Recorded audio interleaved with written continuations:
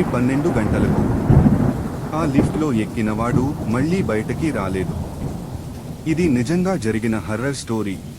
ఇది హైదరాబాద్లో ఒక అపార్ట్మెంట్లో జరిగిన నిజమైన సంఘటన. ఒక యువకుడు పేరు కార్తీక్ ఆఫీసు నుంచి రోజూ లేట్ నైట్ వస్తాడు. ఒక రోజు రాత్రి 12:27 లిఫ్ట్లో ఎక్కాడు. సీసీటీవీలో స్పష్టంగా కనిపించింది. అతను లిఫ్ట్లో ఒంటరిగా ఎక్కాడు. అతను లిఫ్ట్ల డోర్ క్లోజ్ అయ్యింది.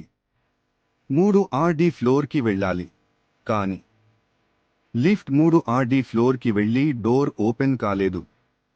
ఆ తర్వాత నేరుగా టాప్ ఫ్లోర్కి వెళ్ళింది. మార్నింగ్ అయ్యేసరికి కార్తీక్ కనిపించలేదు. లిఫ్ట్లో రక్తపు మరకలు, కానీ బాడీ మాత్రం దొరకలేదు.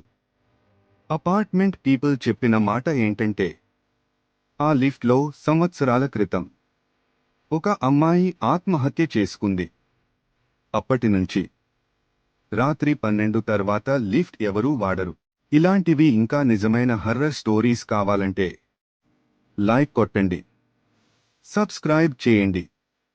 ఈ వీడియోను రాత్రి ఒంటరిగా ఉన్న ఫ్రెండ్కి షేర్ చేయండి.